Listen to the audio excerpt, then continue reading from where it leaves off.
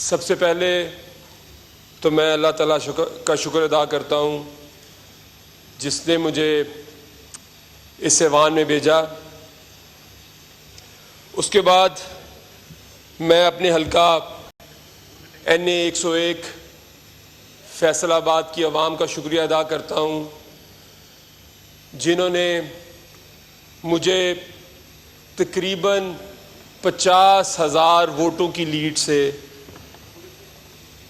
मुंतखब करवाया, फॉर्म 45 के मुताबिक भी और फॉर्म 47 के मुताबिक भी।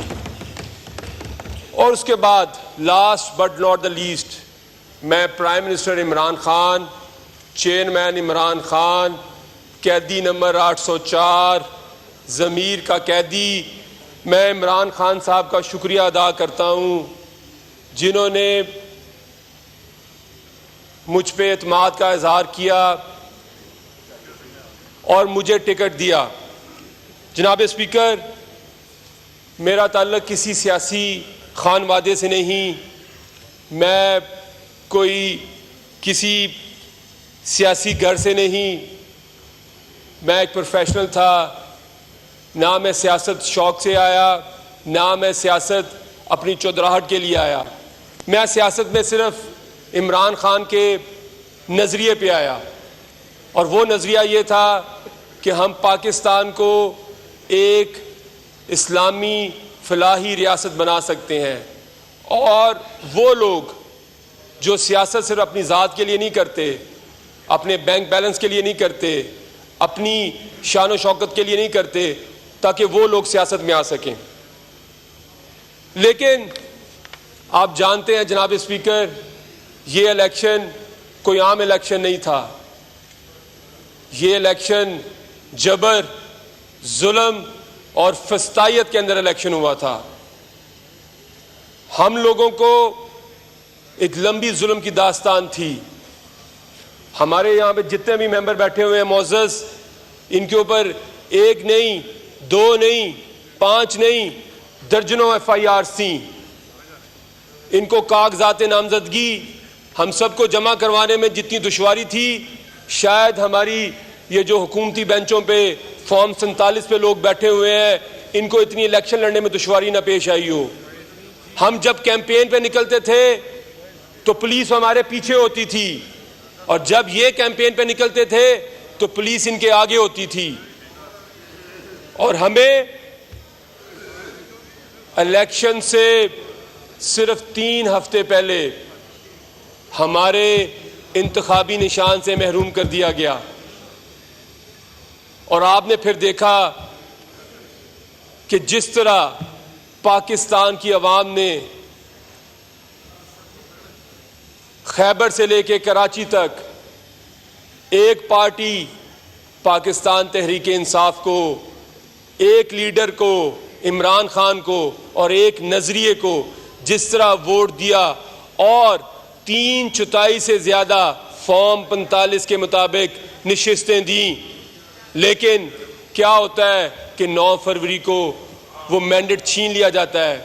जनाब स्पीकर, जमहूरियत का पहला असूल ये होता है कि जो पार्टी इलेक्शन हारती है वो अपनी शिकस्त तस्लीम करती है। लेकिन यहाँ पे हमने देखा कि अपनी शिकस्त तस्लीम करने की बजाय 9 फरवरी की रात को विक्ट्री स्पीच कर दी जाती है।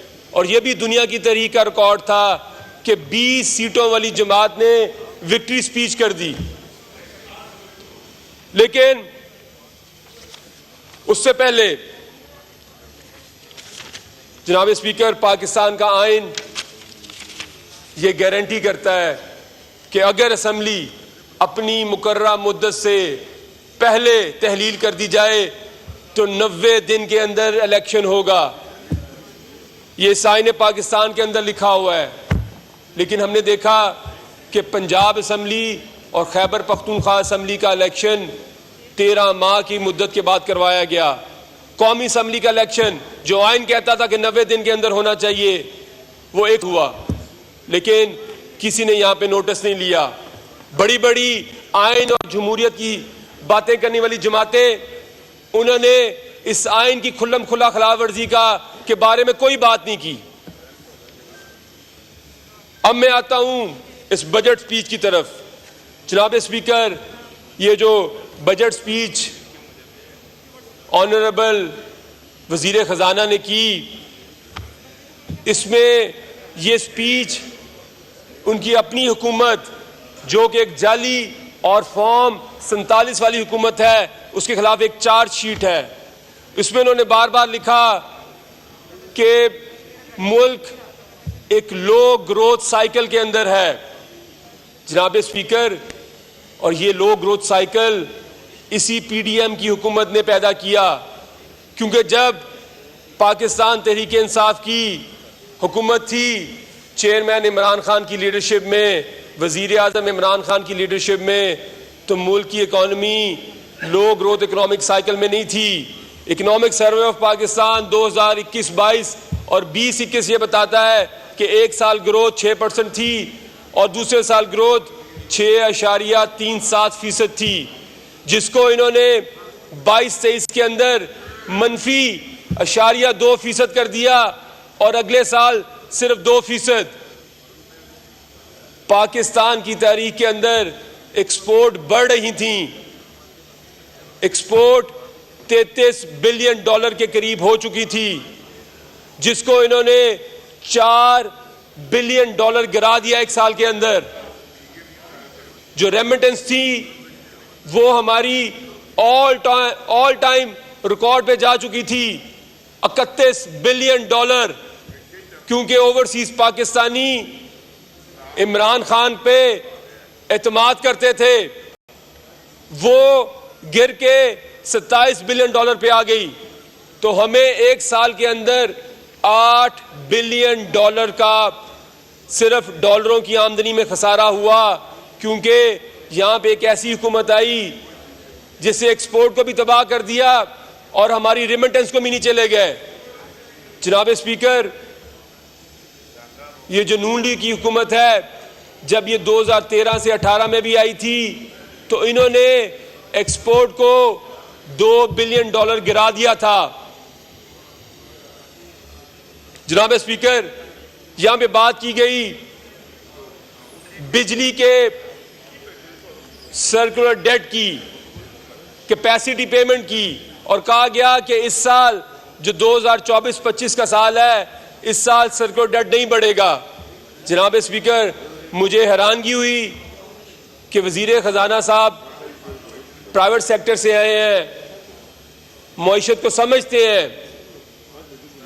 इस साल 2800 अरब रुपया कैपेसिटी पेमेंट है और जो सिर्फ बिजली की लागत है वो सिर्फ 1200 अरब रुपया है। इसका मतलब ये है कि अगर 100 रुपया बिजली का जो बिल है, उसके अंदर 70 रुपए कैपेसिटी पेमेंट है, मगर ये वो लागत है जो सिर्फ उन बिजली घरों के, बेशक वो चले या ना चले, एक आम आदमी को बर्दाश्त करने पड़ते हैं, और 30% सिर्फ बिजली की लागत है। और ये मैं आपको बताता चलूं, ये 2015 की पावर पॉलिसी जो नून लीग लेके आई थी, जिसमें ये मुआहदे किए गए थे, जो डॉलर बेस्ड रिटर्न किया गया था आईपीपीस को, इसमें आप अगर ये रिपोर्ट पढ़ लें, ये रिपोर्ट हमने नहीं लिखी, ये जो केयर टेकर में एनर्जी मिनिस्टर थे मोहम्मद अली साहब, ये उन्होंने रिपोर्ट लिखी। उन्होंने लिखा है कि कुछ आईपीपीस का जो पे बैक पीरियड था वो सिर्फ 2 साल था, और ये टेक और पे मायदे किए गए, और डॉलर में इनको पेमेंट करनी थी, और अगर इन्फ्लेशन ज्यादा होती थी तो उसके साथ भी लिंक कर दिया गया। और ये बड़े क्रेडिट लेते रहे कि देखें जी, हमने मुल्क से लोड शेडिंग खत्म कर दी। जो बिजली का यूनिट हमारे दौर में 17 से 18 रुपए का था, आज 75 से 80 रुपए का हो चुका है। इंडस्ट्री आपकी नॉन कंपेटिटिव हो चुकी है। हमारे दौर में बिजली की डिमांड 27,500 मेगावाट हो चुकी थी, जो कि अब 21 से 22,000 मेगावाट रह चुकी है। तो मैं बताता चलूं ऑनरेबल फाइनेंस मिनिस्टर को कि ये सर्कुलर डेट तो बढ़ेगा, ये कम नहीं होगा, और ये बजट सिर्फ एक मफरूजों के ऊपर एक डॉक्यूमेंट तैयार कर दिया गया। शुक्रिया। अब वाइंड अप करें, आपको 1 मिनट है, 10 मिनट होने को हैं।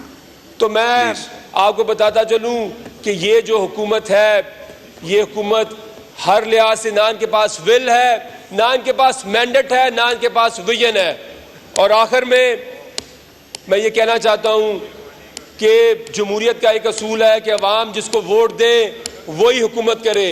हुकूमत अवाम, वोट अवाम ने पाकिस्तान तहरीक इंसाफ को और इमरान खान को दिया है, और इंशाअल्लाह ताला जल्द ही आप इस ऐवान में चेयरमैन इमरान खान को वज़ीर आज़म देखेंगे और सही मानों में अवामी हुकूमत कायम होगी। बहुत बहुत शुक्रिया।